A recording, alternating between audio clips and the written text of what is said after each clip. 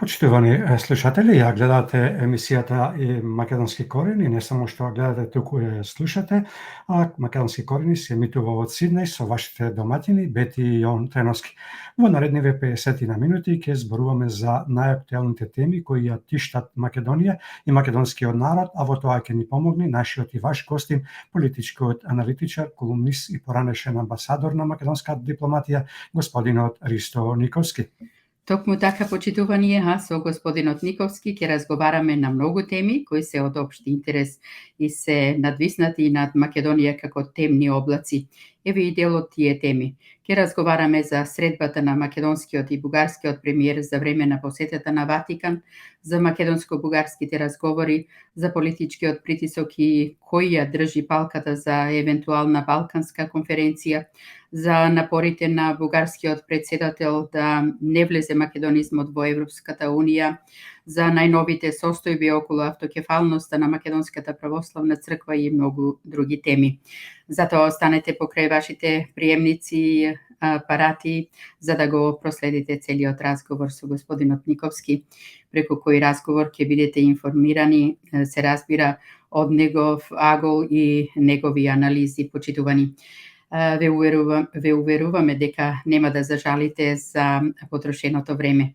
Останете со нас за да дознаете што има да ни каже господинот Никовски, кого во овие моменти го покануваме да ни се придружи во студиово на Македонски корени. Се надеваме дека нема да имаме проблем со видео и аудио линкот. Господине Никовски, ако не слушате, добро ви утро и добро ни дојдовте на Македонски корени. Добро утро и многу поздрав за сите наши и во Австралија и низ целиот свет кај што не гледаат и слушаат. Добро утро и од мене, господин Никовски, благодариме што сте повторно со нас.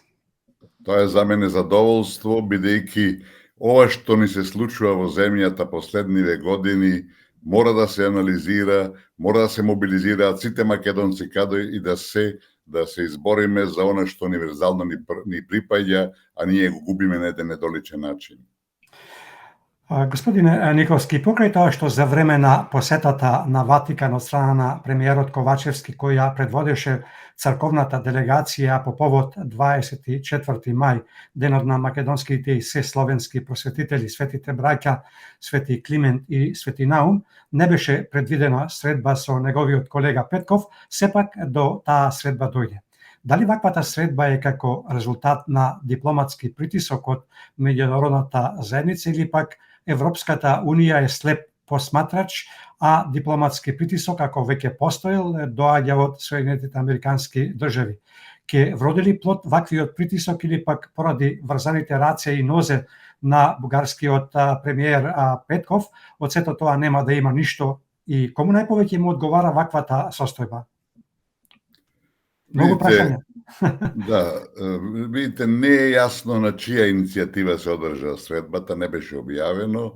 Меѓутоа, сепак мора да се констатира дека на вакви посети, кога двата премиери или повеќе премиери се наоѓаат на една иста локација, нормално е меѓу нив да има средби. Така да, ова средба јас не би ја ставил во некој, како резултат на некој притисок од било каде, бидејќи велам, ќе беше невообичаено да таква средба не дојде кога двете делегации беа во исто време на исто место. Меѓутоа, во прашање нешто друго.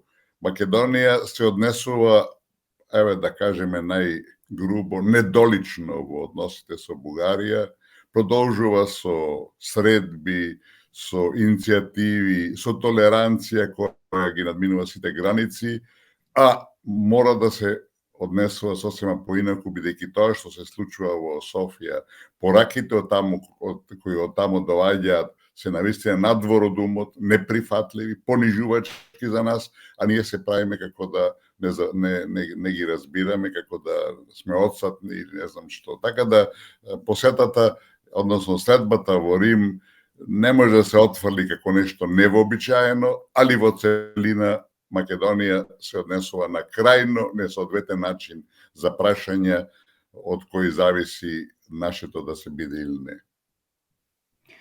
Од се она што досега го гледаме во однос на разговорите со Бугарија, пред се со небулозните барања и негирања на се што е македонско, вклучувајќи го и негирањето на постоење на македонци во Бугарија, како и неспроведување на 16 судски пресуди од Судот на човекови права во корист на македонците од Бугарија, Европската Унија е се уште нема и го премолчува сето она што и го прават на Македонија и на македонскиот народ.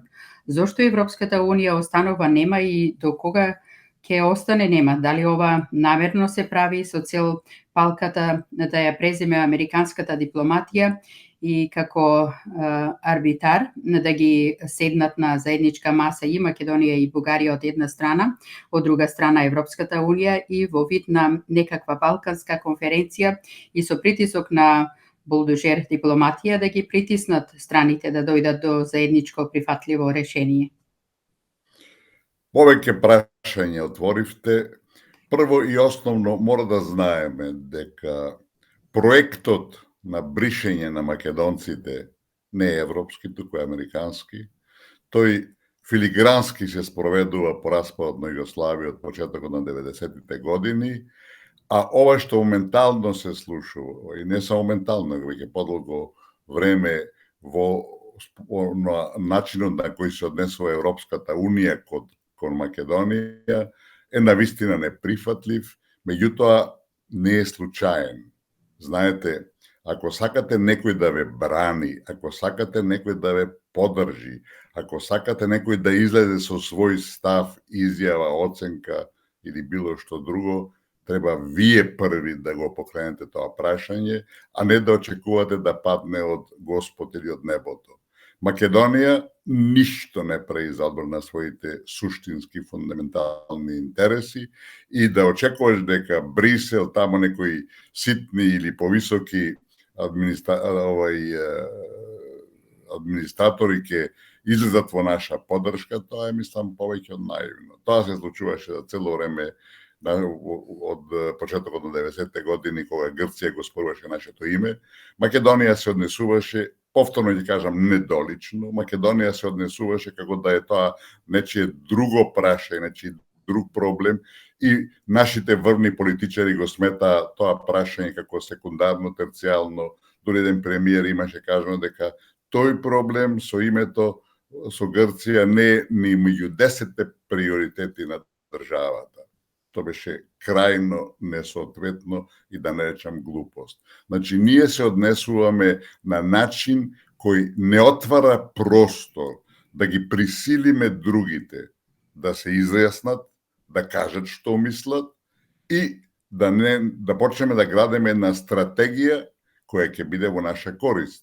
Бидејќи не заборавајте, од почетокот на 90-тите години до ден денеска, македонскава држава поминува низ една цела низа на трагедии, негирање на име, суспензија на име, блокада на признавање и така натака, а ние се однесувавме како да сме одсотни.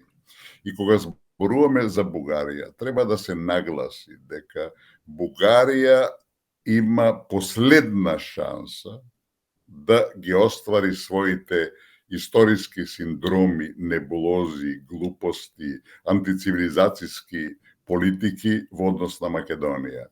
Ако сега, кога сме ние пред Унијата, тие се внатре, не успеат да не оттуѓат од нас, да не разнебитат, да ни го променат јазикот, мислам, да ни негираат историјата, тие нова шанса нема да имаат. И ако го гледаме од тој аспект, целиот овој, да речам, сите овие настани од последните години, ќе ни стане јасно дека или ќе се бориме и избориме, или вака како што се однесуваме, ако продолжиме вака како што се однесуваме, немаме никаква перспектива, бидејќи сето тоа што ни го спремаат другите, а тоа е нивно право, знаете, секоја држава води сметка за своите интереси, а ако ние водиме сметка за тугите, као што нашиот министер за надворешни работи Османи вели, па Бугарија нема услови да ги признае македонците да ги стави во уставот. Мислам, тој зборува во интерес на Бугарија, а не да каже дека или ќе влезат и македонците во Бугарија во уставот, ако сакаат бугарите во Македонија кои се една шака луѓе, или нема такво решение. Разбирате? Така да, во целина, ако самиот не се почитуваш, никој нема да се почитува. Ако самиот не се бори за своите интереси и права, никој друг нема да излезе, па чекајте, Ристо, Трајче, Македонија е во право. Никој. Таков, да речам, таква личност или таква држава нема и не постои. Како ќе изанализирате изјавата на бугарскиот председател Радев дека македонизмот не смее да влезе во Европската унија? Има ли Македонија надеж за почеток на пристапни преговори со едни вакви небулозни барања? Каква и која Македонија сака да втурнат во Европската унија? Дали во недостаток на европска перспектива за Македонија, на повидок е една трансферзела на соработка помеѓу Србија, Македонија и Грција, како држави кои немаат отворени прашања барем за сега, освен црковниот спор со Србија, кој сега е во фаза на решавање, односно решен? Видите, изјавата на Радев околу македонизмот не е нова, али е прв пат да ја каже официјално лице. Предходно, пред можеби 10 години, Плевнелиев, исто така председател на Бугарија, ни го порача истото, ама ден или два или три по завршувањето на неговиот мандат. Значи, тоа што тој го мислеше и работеше дека беше на функција, ни го порача отколку излезе од канцеларијата, од кабинетот, и тоа требаше за нас да биде доволен знак и сигнал што се случува во Софија, што се размислува и што ни подготвуваат. Така да ние постојано сме изненадени, постојано се вртиме во некој магепсан круг и резултатот е таков како што е, што држава се наоѓа во едно дередже кое навистина е застрашувачко, загрижувачко и кое, ако не се промени радикално во еден кус период, ќе биде катастрофално за македонскиот народ. Какви заклучоци очекувате од Советот на национална безбедност на Бугарија, кој состанок го побара премиерот Петков од председателот Радев? Очекувате ли некакво поместување на тврдите бугарски ставови поради американскиот притисок или сепак конците ќе ги влечи Радев, кој се смета како исполнувач на желбите на Русија и се ќе зависи од него, а не од премиерот Петков? Мислам дека прво и клучно е дека Русија не треба да се меша во проблемите меѓу Македонија и Бугарија. Такви обиди имаше од Софија кои најавуваа нели така протерување на руски дипломати, нешто слично се случи и кај нас, што е целосна безмислица. Значи, Русија нема улога во тоа. Тоа мора да ни биде јасно. Вие зборувате за консултативниот совет за безбедност на председателот Радев, кој е веќе помногу што бесмислен после вчерашното одржување на средбата на коалициските партнери во владата, која јасно кажа, од тие 4 партии, 2 се апсолутно против Македонија и нема никој да дозвола да се симне ветото и да се пушти Македонија да преговара, така да пораката е тука и тука не треба да очекуваме никакви изненадувања. Значи, во Бугарија политичка волја за да се тргне ветото и да се отвори патот за македонските преговори со Унијата е рамно на нула и секој што очекува некаква промена се лаже и е наивен. Што се однесува до притисокот од надвор. Видите, од една страна се тие најави од сите, мислам, членките на Европската Унија немаат, веројатно сите 26, освен Бугарија, јавно и повторува, па и самата Бугарија повторува дека Македонија треба да ги почне преговорите. И да се разбереме, интерес директен и фундаментален на Бугарија е да се почнат преговорите. Грција тоа едва го чека, бидејќи нема да имаат поубава алатка во историјата да ни симнат, скратат, поништат се што е македонско од македонизмот, разбирате, по понатака, освен во преговорите. Има 36 поглавља, се во нив, разбирате, вклучено од нашето општествено живење, и на секој од тие поглавља или сегашни 6 кластери, и Софија, и Атина, ќе имаат суштински, фундаментални барања, кои, велам, ќе уништат све наше, од историја до име, до јазик, до се, разбирате.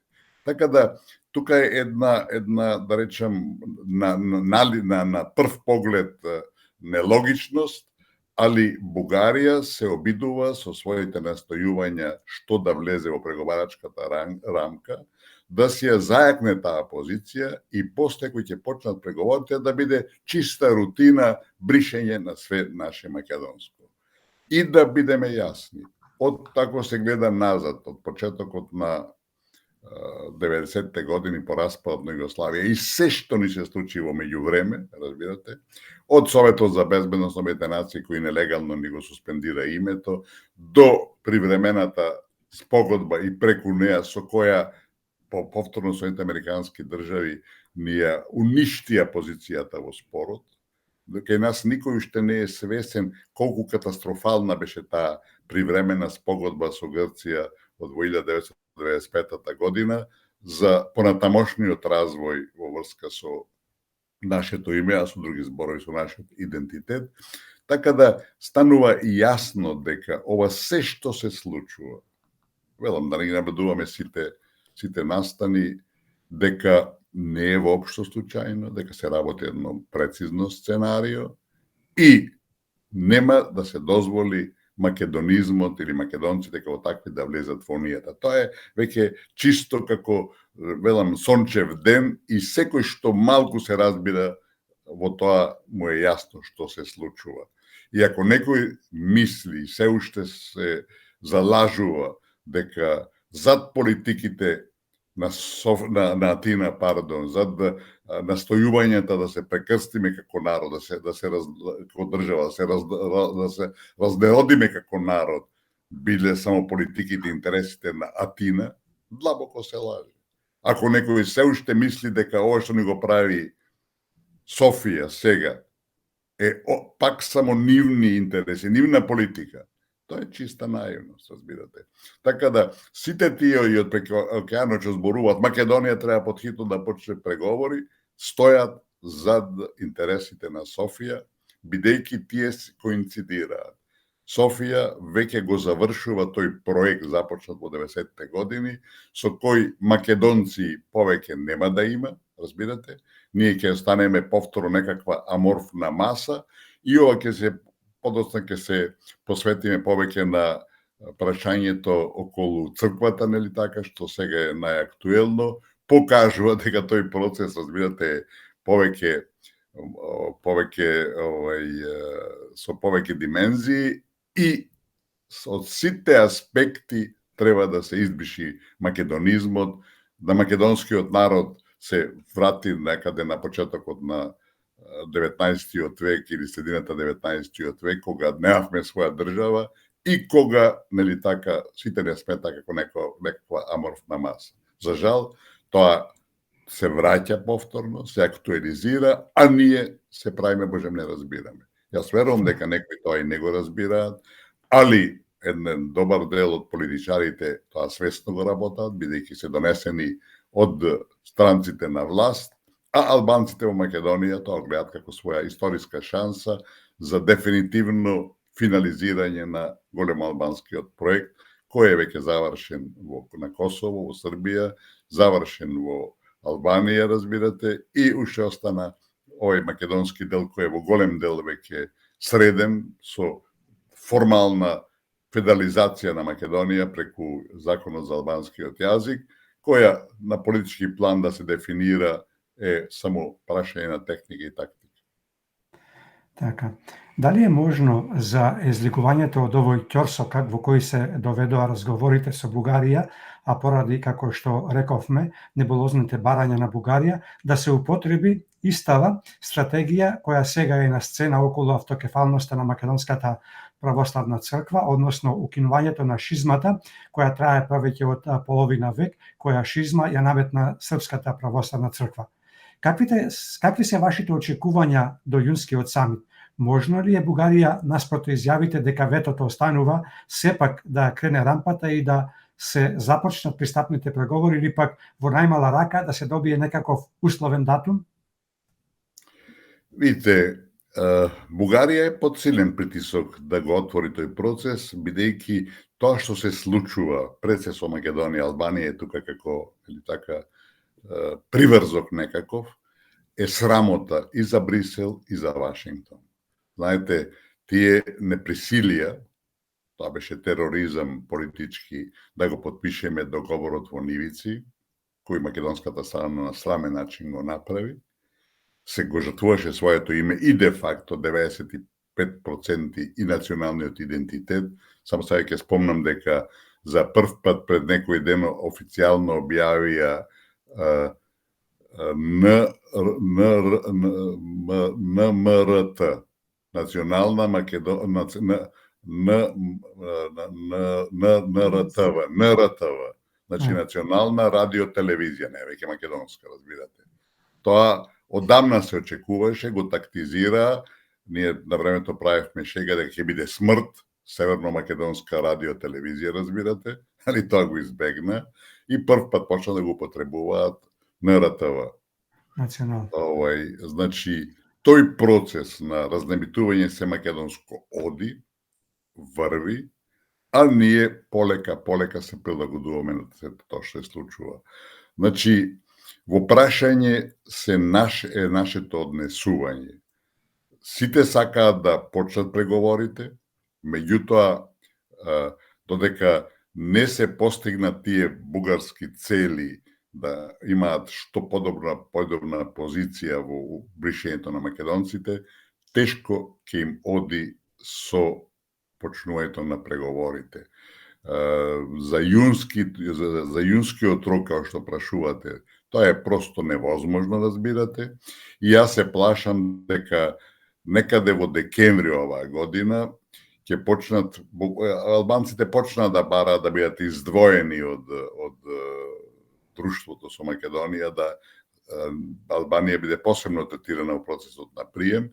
Мислам дека некаде до декември тоа ќе мора да се расчистува, бидејќи нема некакво оправдување да ради Македонија, односно ради Бугарија и Албанија страда, иако сметам дека еден дел од членките во Унијата нема да го дозволат тоа раздвојување. И знаете, клучот во се тоа што се случува е де факто неспремноста на Унијата да се проширува. Ние утре да ги почнеме преговорите и се да биде безпрекорно. Македонија не може да влезе во Унијата за покус период од 20 години. 20 години не е долг живот само за нас како поединци, како луѓе. 20 години е предолг период и за една држава, разбирате. Кој знае што све може да се случи за 20 години, Брекзит, сите не изненади, нели така. Кој вели дека утре и Франција нема да излезе од Унијата, затоа што поддршката во Франција, во Париз за Унијата, која победија, нели, после овој референдумот на времето, кога беше, нели така, решавањето на Мастрихтските договори, на договорите од Мастрихт, беше 51:49. Значи, за 1% Франција положи, да речам, испит да остане. Значи, спремноста сега за да се проширува Унијата не постои. Макрон тоа јасно го стави и јас мислам дека таа најава која се уште не е дефинирана, која нашите на еден, би рекол, избрзан начин ја одбија, а тоа е создавањето на нова европска политичка заедница, разбирате, е резултат на нивните концепции да нема веќе членство во Унијата, туку ќе се формира една петта група, би рекол, на нивоа на обединувањето на Европа. Првата е самата Европска Унија, вториот дел е Шенген, третиот дел е Европската монетарна унија, односно еврото, разбирате. Четврти дел е Европската економска зона, а тоа се богатите земји Исланд, Норвешка и Лихтенштајн, разбирате, и ова се формира една пета група, јас би рекол на сиромашните, која ќе биде обврзувачка за земјите од Балканот, преостанатите земји од Балканот, а дали таму ќе влезат и Украина, Грузија, Молдова и така натака, тоа е веќе друго прашање.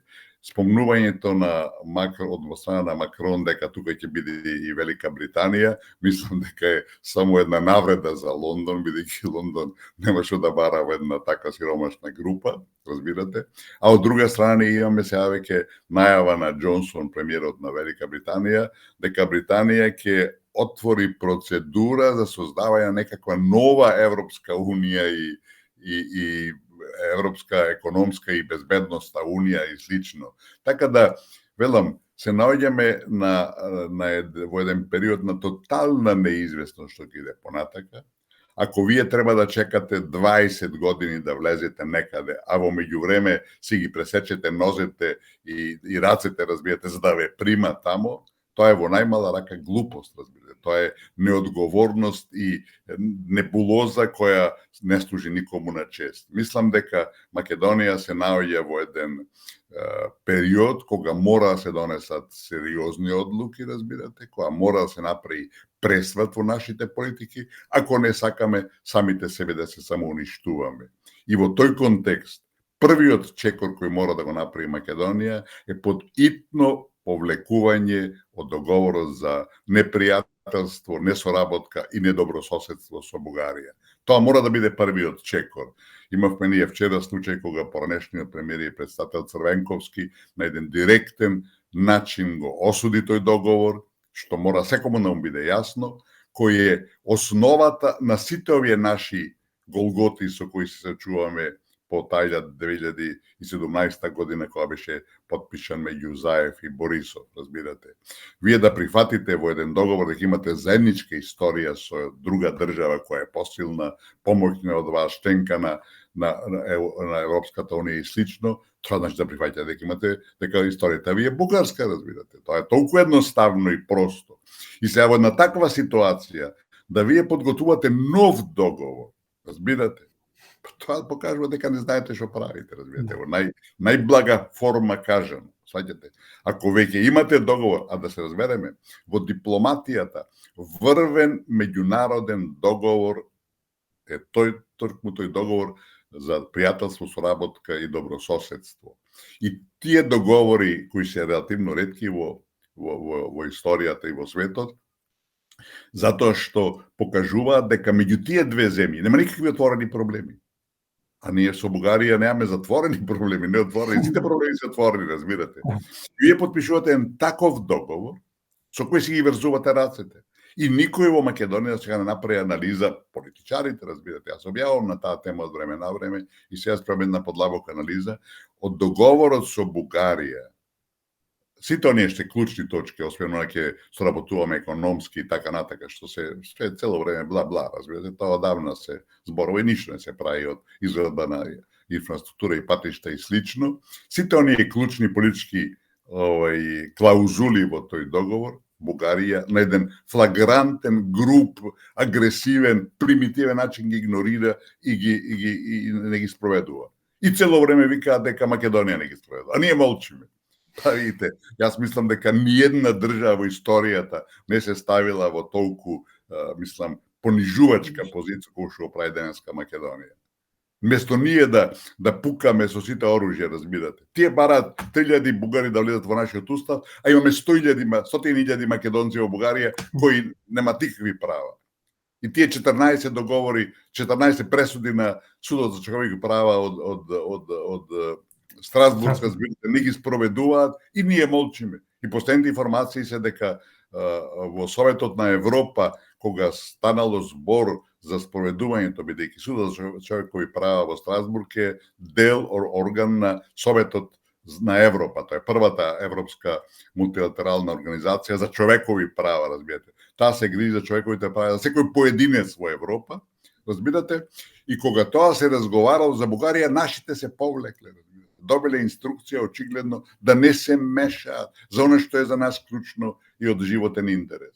па тоа покажува дека некој треба кривично да одговара за оваа држава за штетите кои на еден директен, бескрупулозен, криминален начин и му ги нанесува и на македонската држава и на македонскиот народ. Премиерот Ковачевски по средбата со неговиот колега Петков кажа дека дискутирале за развојот на разговорите помеѓу двете министерства за надворешни работи од аспект на политиката, на отворените политички прашања, но и за она што значи припрема за зимата. Ковачевски обелодени дека на средбата биле и министрите за надворешни работи господинот Бујар Османи и господја Генчовска.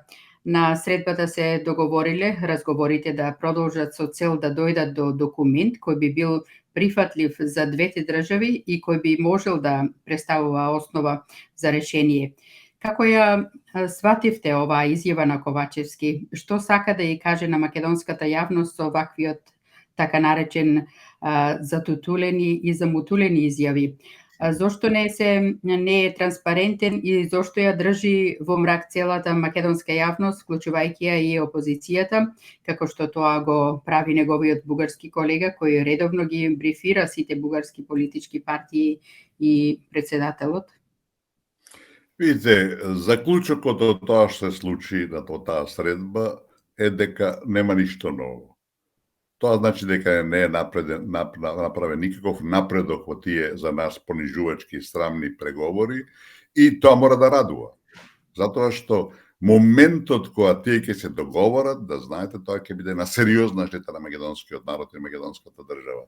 Како што реков и ќе повторам, Македонија во овој момент, ако има образ, ако има достоинство, ако има некаков патриотизам во себе и некој чувство за наша држава, за она што нашите предци ги жртвувале своите животи и последниот куршум го чувале за себе, да не се предадат кај душманите, разбирате, треба подхитно да се повлечеме од тие разговори и преговори, разбирате. Тие се преговори во кои на маса е и името, односно и идентитетот на македонскиот народ, на маса е и јазикот наш, суштински, кој е главно бележие на македонската нација, и да се почне нов круг преговори за нов меѓусебен договор, кој не сме да биде за пријателство, соработка и така натака и добрососедство, бидејќи Македонија и Бугарија не се на нивото на еден таков договор, али во него да биде се на реципрочна основа и се што би можеле да им дадеме на бугарите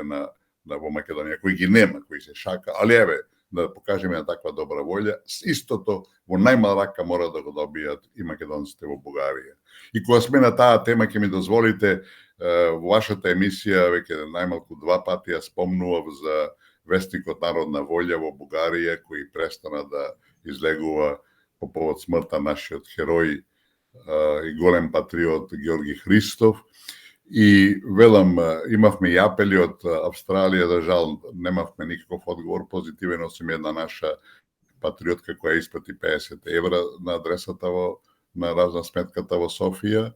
За жал, требаше првиот број да излезе да продолжи на 1 мај, меѓутоа синот на Георги Христов, кој се прифати да го продолжи тоа историско дело, разбирате, има здравствени проблеми, има препорака од докторите година дена да мирува и така натака, така да сега бараме во меѓувреме нов човек кој би го продолжил овој вестникот, и тоа не оди лесно, можам да ви кажам, бидејќи во Бугарија се плашат македонците од такви потези, од такви проекти. Меѓутоа имаме една добра вест, дека единствено здружение македонско кое е регистрирано во Бугарија, почна веќе интензивно, според моите информации, да работи на формирање, основање на културен центар во Благоевград, она што ни го направија бугарите во Битола, разбирате, на еден недоличен, исто така и агресивен и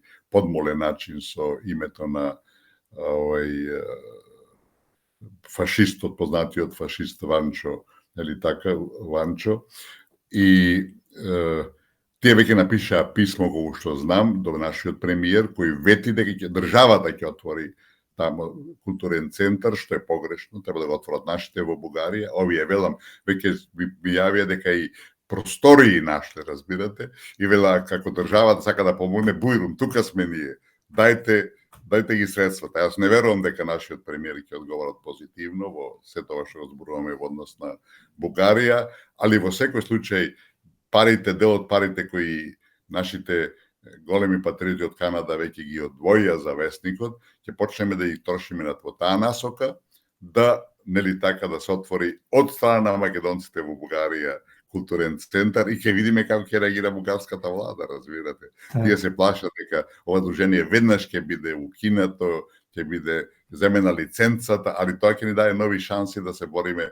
поотворено на тој план, бидејќи ако Европа и тоа не го гледа веќе, па значи Европа може да се срами од самата себе. Така, кога го потекнавте ова прашање, да ве информираме дека минатата сабота ние имавме интервју со господинот Атанас Киријаков, со кого што разговаравме на оваа тема и кој што кажа дека, токму како вие сега што рековте, дека се во намера и тие имаат една петиција тамо за собирање исто на финансиски средства, да отворат клуб, тие да го купат, тие се свесни и знаат за иницијативата на Ковачевски да отвори, тој рече дека ние ќе одиме и таму. Меѓутоа, сакаме да си имаме свој клуб, да не можат да ни се мешаат. Во нашиот клуб да си имаме своје, она што сакаме да го правиме, ќе го правиме. Така да, ќе биде интересно дали ова ќе се успее. Се надевам дека со помош на македонците и покрај тоа што многу сме дарежливи, меѓутоа понекогаш затајуваме, многу касно ги покажуваме тие амбиции за да помогнеме во едни вакви клучни работи. Јас се уште верувам на македонците од диаспората дека ќе пуштат раката во джепот и ќе помогнат онолку колку што можат да се спроведе овој проект кој што се најавува. Да се надеваме. Господине Николски, дали намерата на американската администрација во септември да организира месец на македонската култура и изјавата дека ја разгледуваат можноста за сериозни санкции кон Бугарија како и можност за ставање на црната листа на високи бугарски државни функционери и еден вид на сериозен сигнал конечно кон бугарскиот државен врв, токму заради она што пред малку го говоревме? Односно насочен кон нив. Видите, се најавува исто така и македонско-американски стратегиски диалог, кој е најавен за скоро време, почетокот на јуни. И ова најава колу промоција на македонската култура. Морам да признам дека сум доста резервиран кон тие иницијативи. Мислам дека се тие резултат на истото она што се случи по 2008 година, кога тогашниот председател Џорџ Буш помладиот ги викна нашите во Загреб на средба. После тоа Милошовски, министр за внешни работи, отиде во Вашингтон и со Кондолиза Рајс подпиша некаков меморандум за стратешка соработка.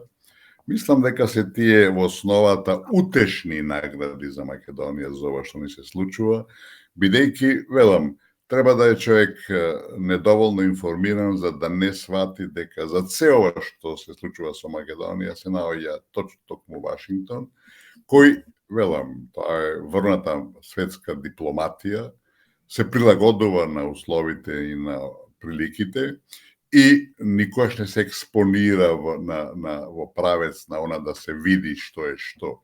И ако некој, велам, не е спремен да чита меѓу редови, нема да разбере што се случува, бидејќи јавните изјави, јавните, да речам, ставови покажуваат едно, а зад вратата или под масата се работи за нешто друго.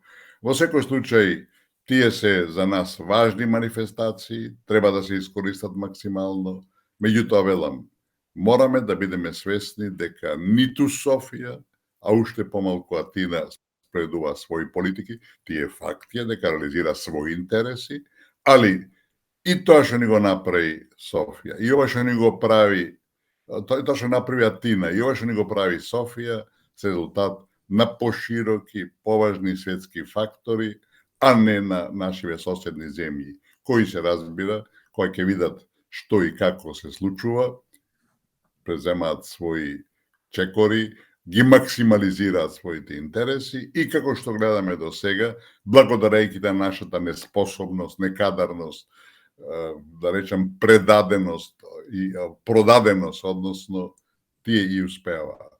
И договорот од Нивици, и договорот со Бугарија, и, што е клучно за мене, јазикот за албанскиот јазик, де факто ја уништуваат оваа наша држава. Вчера имавме промоција на која јас учествував на најновата книга на Билјана Ванковска и насловот гласи Македонија е се што немаме. На времето Киро Григоров објави книга Македонија све што имаме, опоменувајќи не сите да мораме да ја чуваме како очите во главата, разбирате, и Билјана Ванковска со нејзиниот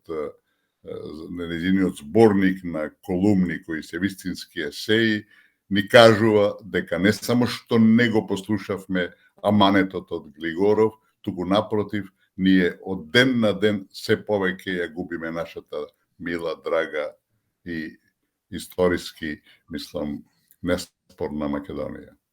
Нажалост, македонскиот народ или дел од него се уште не е пробуден.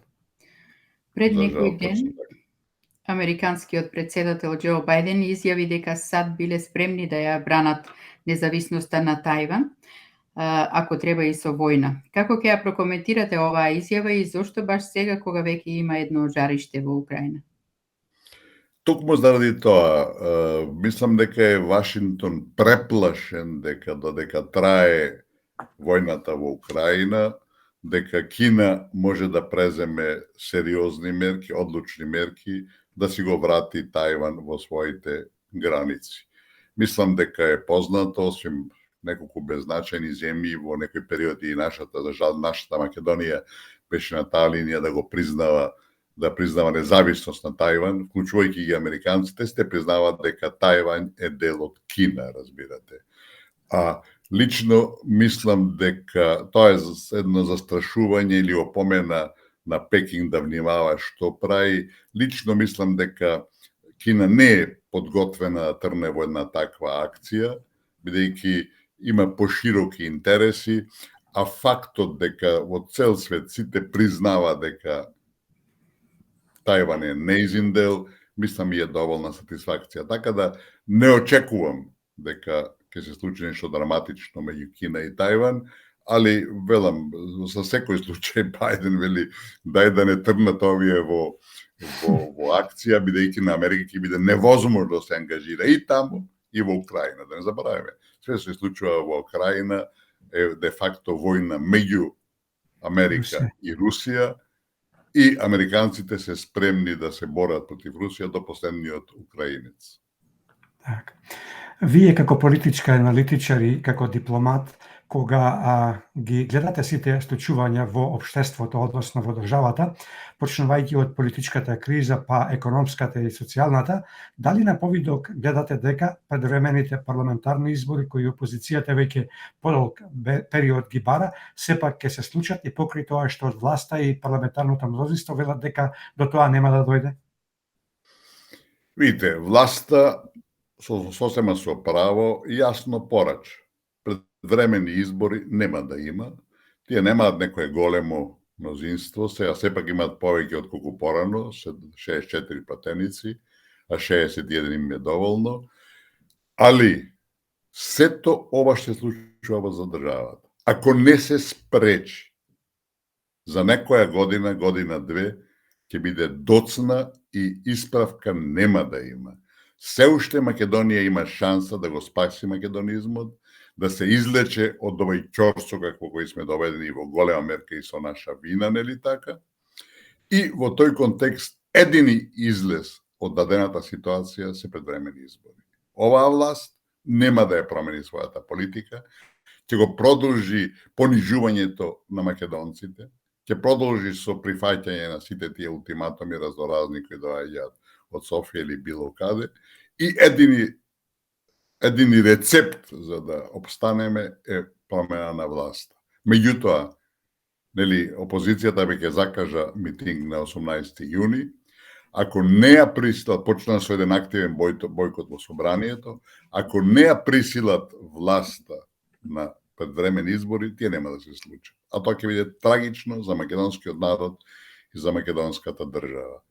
Власта нема никаква причина, има мандат уште колку речи 2 години, тие ќе го терат без да трепнат, односно преку 2 години, разбират, тие ќе го терат без да трепнат, ако не бидат присилени. А наше, како народ, да крајно, што ве сами рековте, да крајно време да се разбудиме и да сватиме дека ако се правиме дека сме отсутни, еден ден ќе биде доцна и сите ќе се стравиме од тоа, а нашите генерации кои доаѓаат ќе не колнат и ќе сметаат дека сме најголемите предавници на македонските интереси. Како ќе го прокоментирате однесувањето на првиот меѓу еднаквите, собранискиот спикер господинот Талат Џафери, во последниве неколку денови, особено од денот на активната блокада која ја води опозицијата? На што се должи ваквото однесување? Дали тоа е резултат на се повидливиот крај на владење на оваа ненародна влада? Тоа е скандалозно однесување, неприфатливо, кое не може да се толерира, али кај нас све е возможно. Знаете, албанците во земјава, поготово партијата ДУИ, која сега славеше мислим 20 години на учество во власта, е надвор од законите, надвор од устав, прават што сакаат и ние тоа го толерираме. Знаете, кога овцата не се буни, кога ја стрижат, ќе ја стрижат под кожа. Токму тоа нас не се случува и никому ништо. Додека, ако продолжиме вака, алот ни е во калот. И тоа со право, заслужено, бидејќи не се покажавме достојни ни за нашите предци, ни на нашите следни генерации. Спикерот Џафери во последнива недела дена повторува една негова изјава, цитирам, нема да дозволам да се повтори 27 април. Пред некој ден, поточно во четврток од вечерта, на една дебата на национална телевизија, господја Фросина Ременски, поранешен висок функционер во владата на Заев, на новинарско прашање, дали, односно, колку е возможно тоа да се случи, имајќи ги во предвид последните случувања во собранието, незиниот одговор беше, цитирам, јас не верувам да се случи повтор пат, затоа што генералната превенција е толку изразена преку санкциите кои што ги добија луѓето кои што директно и индиректно учествуваа во тие настани, не верувам дека некој друг собраниски состав или припадници на безбедносни служби или било кој друг граѓанин кој што се соочил со таква санкција би можел да направи некој повторен таков гест. Дали ова нејзина изјава упатува на еден вид признавање дека она што се случи на 27 април 2017, всушност било сценарио за заплашување на сите кои ќе се спротивстават на ова ненародна власт и како вие ги сваќате зачестените изјави на Џафери дека немал да дозволи такво нешто, кон кого се упатени овие изјави према вас? Апсолутно точно е тоа што го кажавте. Тоа е само потврда, бидејќи спомнатата личност беше во врвоите на политиката во врвоите на партијата на СДСМ, беше подпредседателка на собранието, ни ги отвори картите, кои сите ги знаеме де факто, дека во прашање еден тежок политички прогон, разбирате, кој треба да заплаши секого кој има намера да нешто менува, да се буни, да приговара, да бара, нели така, подостоинствено однесување на нашите политичари. Мислам дека тоа е неспорен факт, ама, знаете, народот не може се заплаши. Нашиот народ, мислам дека на последните локални избори покажат дека му пукна филмот, дека доста беше ова што се случува и мислам дека реакциите кои беа, например, после настаните во Битола, кога на Ванчо Михајлов му се отвараше клуб и тоа културен центар, сваѓате што не може да биде поголема небулозата. Значи, едногласно сите беа против тоа и можам да кажам дали политичкиот врв наш после тоа веќе има еден променет однос према Бугарија, има една поголема во најмала рака воздржаност, бидејќи сватија дека Софија е спремна на се, дека нема никакви скрупули и тоа радува. Кога го спомнуваме повторно Битола, и настаните тамо, да кажеме дека тоа покажа дека зад бугарските политики према Македонија, кон Македонија не стои Петков, нити може да стои Петков, туку е председателот Радев, бидејќи таа манифестација на која Петков се приклучи, бидејќи очигледно немаше друг избор, беше организирана од страна на председателот Радев, односно неговата заменичка Јотова, која беше исто така во Битола. Значи, тоа значи дека бугарската политика е во кабинетот на Радев, а не во кабинетот на премиерот. И тоа кажува све, бидејќи сите изјави кои ги дава цело време Радев се во најмала рака безобразни, разбирате, во најмала рака се агресивни, воинствени, неприфатливи, антиисториски, нецивилизацијски, разбирате, а нашиве од друга страна, велам, го толерираат и го се уште, мислам, во нашите медиуми нема доволно напади врз тој човек кој очигледно, спомнувајќи, повторам, нема никаква врска со неговата проруска политика, него напротив. Тој е експонент на Тодор-Живковизмот во Бугарија, на најстрашен национал-шовинизам и фашизам, и со политиките кои ги спроведува во овој период од една-две години, кога имавме сериозна владина криза во Бугарија, кога имаше во една година 3 избори, тој ја превзема добар дел од власта во своји раце и во голем дел ја злоупотреби на сметка на Македонија. Како ќе ја прокоментирате изјавата на министерот за економија Крешник Бектеши дека не бил македонски министер, туку албански? Тоа не треба да се коментира. Ако јас бев премиер, утредента тој ќе беше разрешен од должноста. Меѓутоа, кај нас, како што пред малку спомнав, дуи е над законите, дуи е над уставот, разбирате, прават што сакаат и се доведовме во таа ситуација малцинството да решава оваа држава и еден министер на еден таков безобразен начин, а тоа не е прв пат, ние порано имавме кога некој од министрите албанци во владата рече дека тој не му одговара на премиерот, туку му одговара на Али Ахмети, на лидерот, и пак никому ништо. Знаете, кога вие тоа го толерирате, па ќе ви се враќа и ќе ви удара постојано во глава и вие сте си ги врзеле еднош рацете и тоа за вас станува реалност.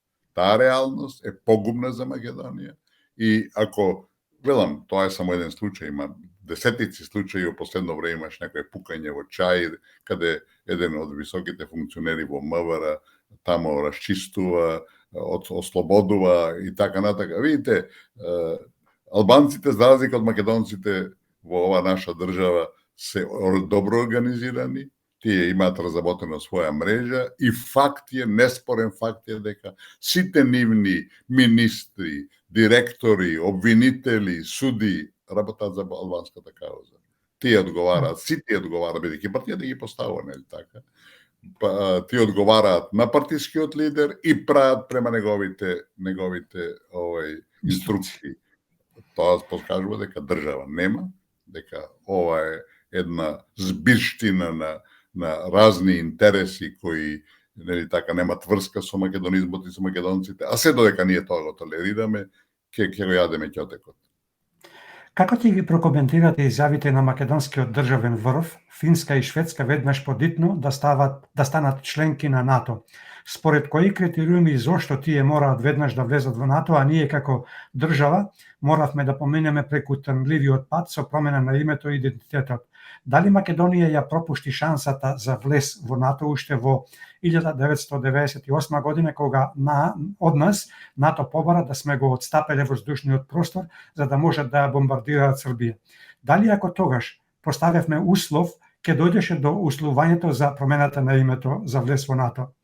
Како рамноправен партнер, треба ли сега Македонија да стави вето на нивниот прием со цел барем малку нешто да издействуваме некаква корис во однос на давањето на датум за почеток на пристапните преговори?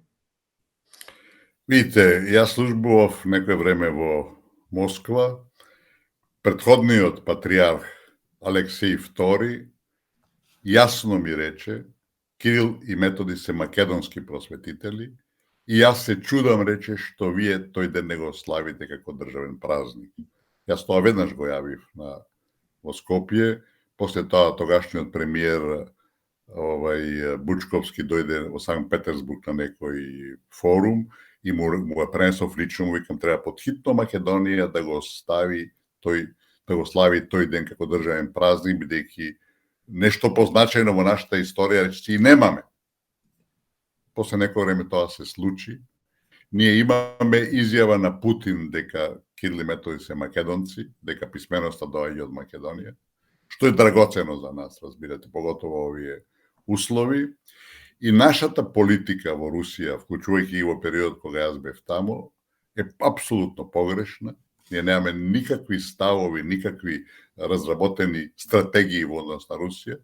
Напротив, ги следиме што другите ќе кажат, разбирате, и работиме де-факто на долгорочна основа против Руската Федерација, која сепак единствена или меѓу ретките ни го призна и уставното име и беше на наша страна, а ние се правевме како тие да не постојат, сврзани со Запад, сврзани со Вашингтон и Брисел, нив ги игнориравме.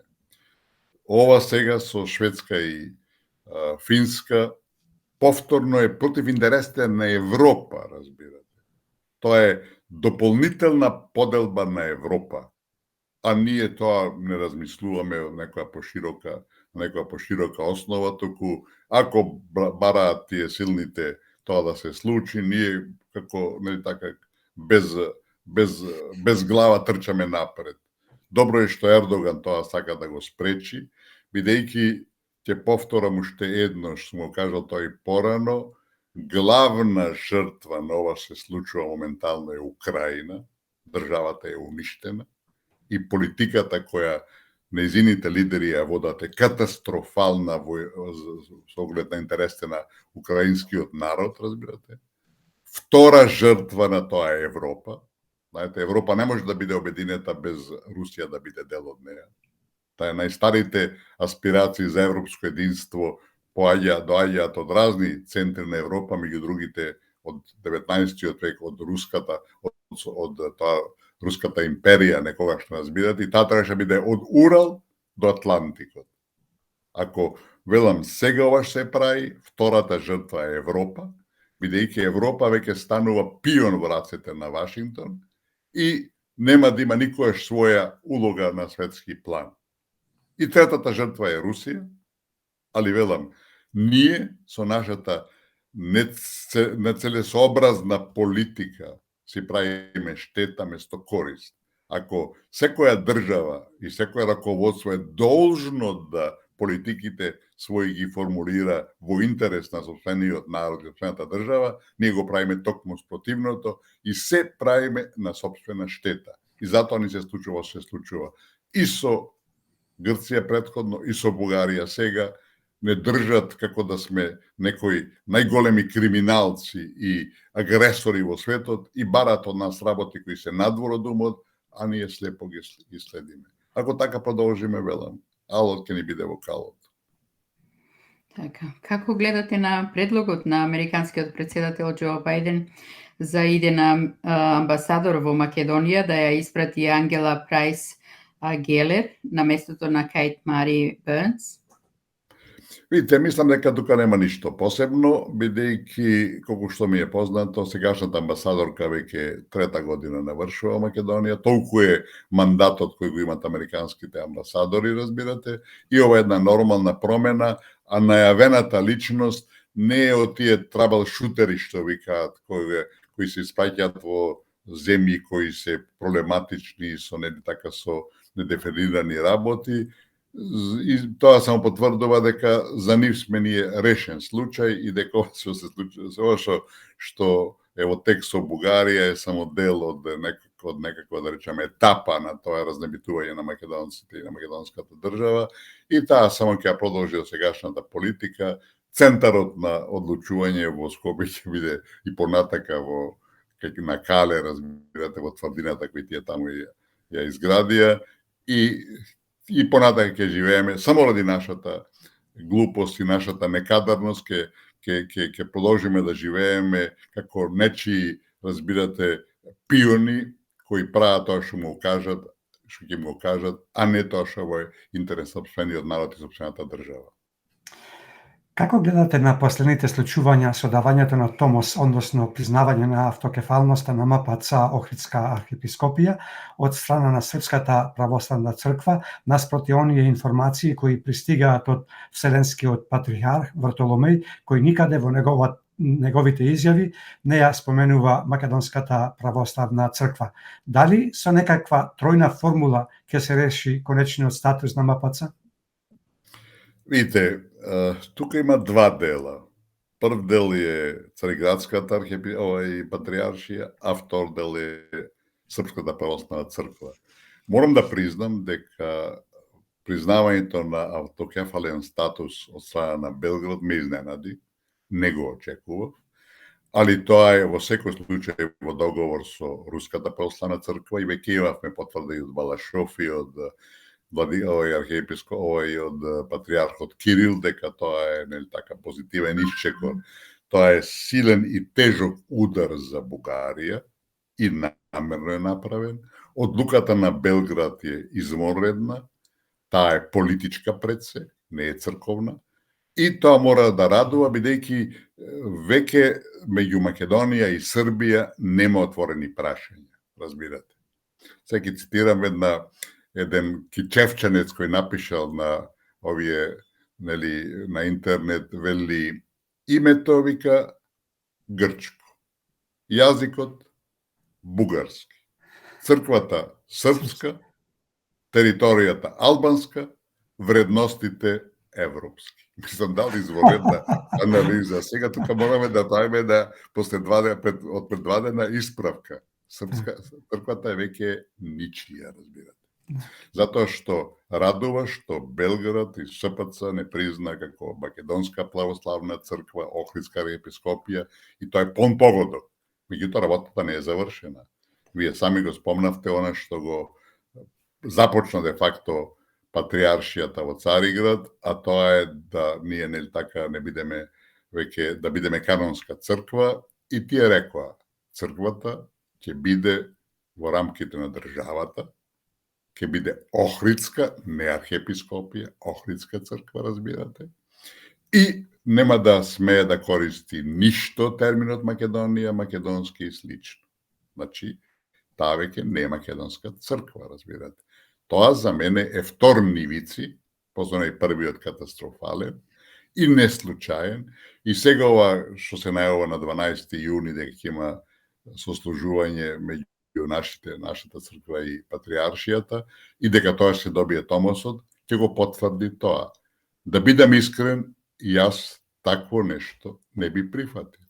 Бидејќи нашите 4 епархии во светот, вклучувајќи и 2 тамо кај вас, разбирате, австралиско-сиднејската и австралиско-новозеландската, канадско-американската и европската, нема да може да биде дел од Македонската православна црква, разбирате. Така да се отвараат нови проблеми кои ќе ни создаваат нови тешкоти и со кои на еден уште подлучен чекор се бриши се што е македонско. Така да Србија направи чекор, ќе видиме тамо со нив уште ќе има преговори, договори, прецизирања, вклучувајќи ga и ПОА на Вранишковиќ, на Вранишковски, разбирате, која мисли дека полесно ќе се реши, али ова од Цариград е де факто нов нивици, нов катастрофален пораз за Македонија. Ние се уште се обидуваме да стапиме во контакт со некои од челниците на Македонската православна црква. Нажалост, многу се тешки и се уште немаме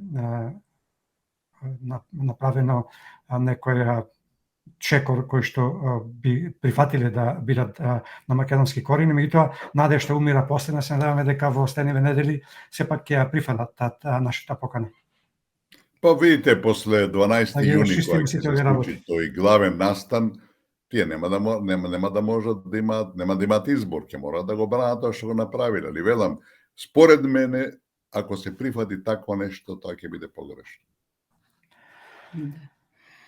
Министерот за надворешни работи Бујар Османи, кој беше во Киев на средба со неговиот украински колега Димитро Кулеба, но и за повторно да ја отвори македонската амбасада, на пресконференција изјави дека украинците со борбата за нивната слобода и слободата за нивната земја и идните генерации всушност се борат и за зачувување на слободата и демократските вредности на Македонија, но и на другите држави. Како ќе ја прокоментирате оваа изјава, но и одлуката на владата да ја даде на Украина итна финансиска помош од 100.000 евра? Видите, претходно во Киев беше нашиот спикер, албанец. Сега министр за надворешни работи, албанец. Јас не знам, не сум видел дека нашата влада донела одлука или парламентот да овие личности одат во Украина. Според тоа, бидејќи Русија е главниот противник и душман на албанците, печатокот е, може би погрешен, дека тие водат голема албанска политика, политика во интерес на албанците, а не во интерес на македонскиот народ. Велам, сите тие изјави кои ги даваат во однос на Украина, тие се неприфатливи во целина, бидејќи сепак тука мора да има координација, разбирате? Мора да се осуди тоа што се случува во Украина, разбирате, украинскиот народ е жртвуван пред се од нивните лидери на еден погрешен начин. Војната не може да се прифати, мора да се осуди, разбирате како начин. Меѓутоа, ако се навлезе подлабоко во проблемот, ќе видите дека едната страна е донесена до свршен чин, да мора да реагира, а дека е тоа во голема мерка точно потврдува и еден од најголемите светски дипломати Кисинџер, кој веднаш после почетокот на оваа интервенција руска во Украина даде една изјава во која рече дека всушност и сега ја повторува таа изјава на форумот во Далас, повторно зборуваше на таа тема дека Украина мора да се бара во Украина решение кое ќе биде во интерес и некаква гаранција и за Руската Федерација. Изгледа се изгуби врската. Почитувани, ја следите емисијава на Радио Македонски корени со вашите домакини Јони Бети Треновски и секако и нашиот гостин, господинот Аристо Никовски. Господине Никовски, да го дозавршиме одговорот на последново прашање. Ја коментиравте изјавата на Бујар Османи и за одлуката на владата да ја додели на Украина итна финансиска помош од 100.000 евра. Видите, спомнавме, ја не знам што веќе слушна вашите гледачи и слушатели, сепак да повториме.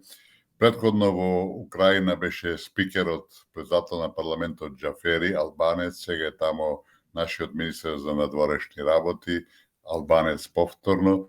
И јас немам видено нити одлука на собранието да спикерот оди во посета на Украина, ниту одлука на владата да министерот оди тамо.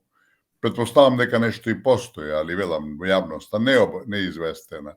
Според тоа дозволуваме да еден дел од нашава влада, тие што прават многу често тоа што го сакаат, а не што треба и што мора во интерес на државата и на народот во една негова најширока смисла, тераат по свое, а другите толерираат. Мислам дека тоа е погрешна политика.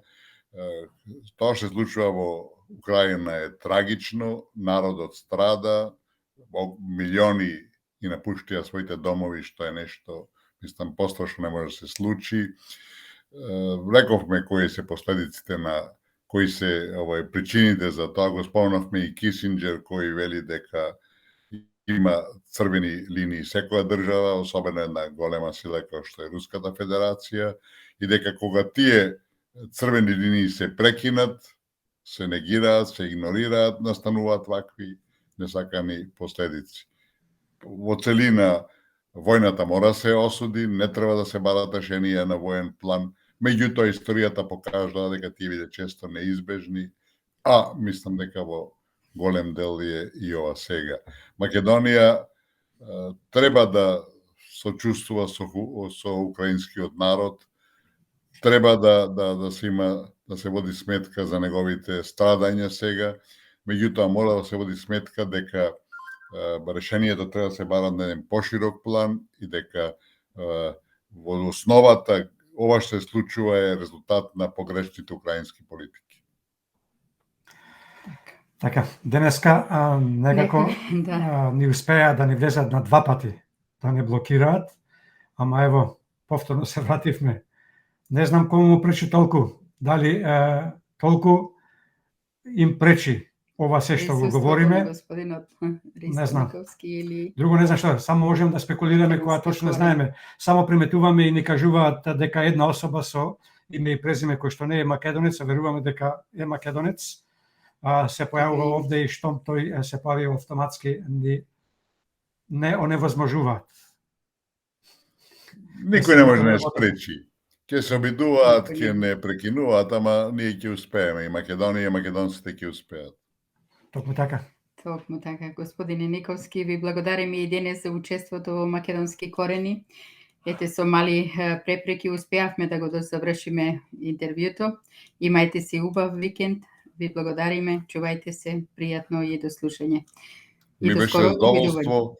Ми беше задоволство, поздрава сите наши каде и да се. Македонија ќе успее, нема да биде лесно, али Македонија нема друг избор и македонскиот народ секогаш се покажува одговорен во ситуациите кои сега трагични и тешки, така да рани ќе останат, последици ќе останат, ама ние ќе победиме. Токму така.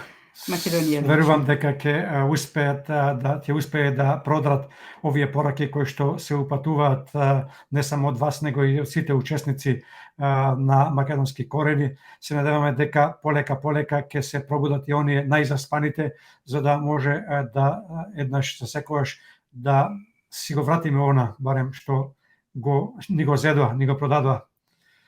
Дај Боже. Дај Боже. Пријатно и довидување. Поздрав се најболо.